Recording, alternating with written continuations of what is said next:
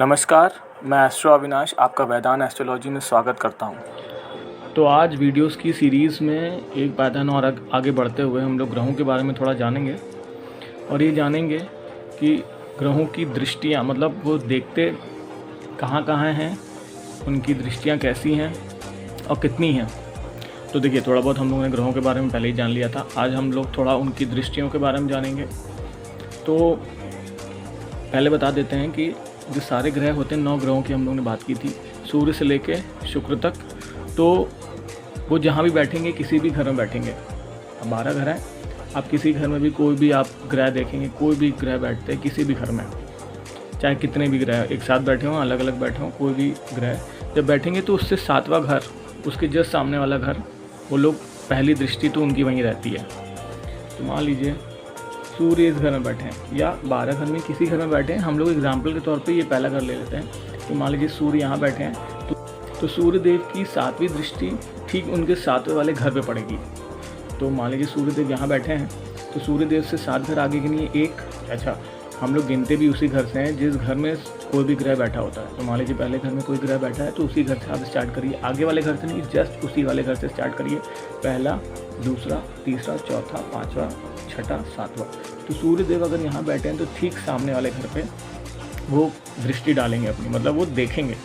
अब कोई भी और भी घर ले लेते हैं, मान लीजिए 12वें घर में बैठे हैं तो सूर्य देव या कोई और ग्रह मान लीजिए बैठे हैं यहाँ पर, शुक्र देव बैठे हैं तो शुक्र देव अगर यहाँ बैठे हैं तो उनसे 7 घर आगे गिनेंगे, 1, 2, 3, 4, 5, 6, 7। तो यहाँ बैठ के वो 7वीं दृष्टि अपनी यहीं डालेंगे। कोई भी ग्रह, देखिए 9 ग्रह होती हैं और सबकी 7वीं दृष्टि होती ही है, मतलब कहीं भी किसी भी घर में वो बैठेंगे तो 7वीं दृष्टि अपनी वो देखेंगे, सामने वाले घर पे डालेंगे ही डालेंगे। 9 ग्रहों के साथ साथ 5 ऐसे, उन्हीं में से 5 ऐसे ग्रह हैं जिनके पास 3 दृष्टियाँ हैं, मतलब वो 7वीं दृष्टि जहाँ भी बैठेंगे वो अपना 7वां घर देखते ही हैं।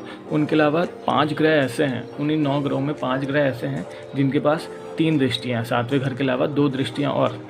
तो गुरु देव के पास 2 और दृष्टियां हैं जो कि वो 7वां घर तो देखते ही हैं, साथ ही साथ वो 5वां घर और 9वां घर भी देखते हैं। तो मान लीजिए एग्जाम्पल के तौर पर ले लेते हैं, मान लीजिए गुरु यहाँ बैठे हैं अष्टम भाव में, तो ये 7वां घर आगे बढ़ेंगे, 1, 2, 3, 4, 5, 6, 7।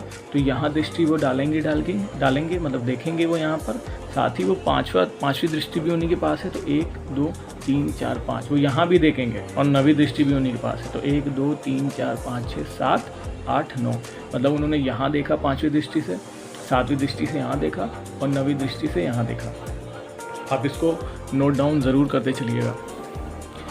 साथ ही साथ गुरुदेव के साथ साथ राहु और केतु की भी गुरुदेव जैसी ही दृष्टि है, 5वीं और 7वीं।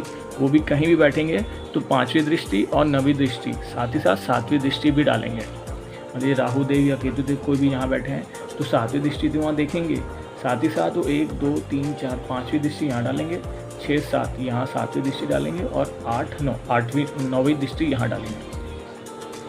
साथ ही शनिदेव की 7वीं दृष्टि के अलावा 2 दृष्टियाँ उनके पास और हैं जो कि है 3री और 10वीं। तो मान लीजिए शनिदेव यहाँ बैठे हैं तो 7वीं दृष्टि से वो यहाँ तो देखेंगे ही, 1, 2, 3, 4, 5, 6, 7। उनके पास 3री और 10वीं 2 दृष्टियाँ और हैं, तो यहाँ बैठ के वो 1, 2, 3 लग्न पे भी देखेंगे और 10वीं दृष्टि 3, 4, 5, 6, 7, 7वीं देख रहे हैं वो, 8, 9, 10 यहाँ भी देखेंगे। तो शनिदेव यहाँ बैठ के यहाँ देखेंगे और यहाँ देखेंगे।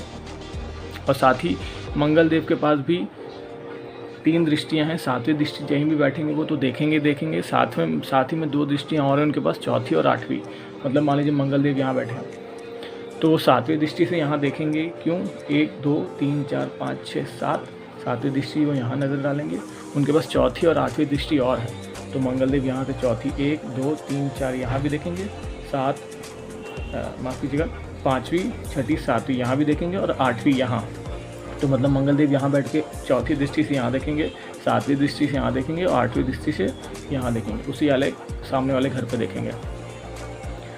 और एक चीज़ और बता दें कि जिस भी घर में कोई भी ग्रह बैठते हैं, जिस इंटेंसिटी से, जिस भी तीव्रता से वो फल देते हैं वहाँ का सेम या उसी के समान वो जहाँ भी दृष्टि डालेंगे, या जो भी घर की राशि, अभी आगे आने वाली राशियों में हम लोग और पढ़ेंगे, जो भी घर की राशि उनके पास है उनकी भी इंटेंसिटी या तीव्रता एक जैसी होगी।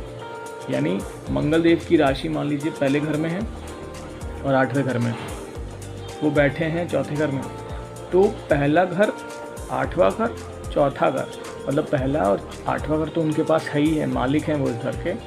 चौथा घर वो यहाँ बैठे हैं और वो उनकी 3 दृष्टियाँ आप देखेंगे तो चौथा, 7वां और 8वां, तो तीनों घर में वो जहाँ देख रहे हैं उनके पास जो 2 मालिक हैं जिस घर के और जहाँ बैठे हैं, सबकी इंटेंसिटी, सबकी तीव्रता, सबका प्रभाव एक जैसा होगा।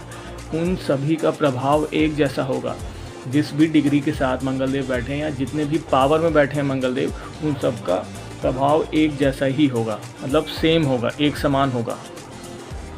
ग्रहों के बारे में थोड़ा और हम जान लेते हैं कि देखिए, जो गुरुदेव होते हैं, शुक्रदेव होते हैं, शुक्ल पक्ष का चंद्रमा होते हैं, अमावस वाले चंद्रमा नहीं, शुक्ल पक्ष के चंद्रमा और बुध देवता, ये जो 4 ग्रह ऐसे हैं, ये स्वाभाविक शुभ ग्रह हैं।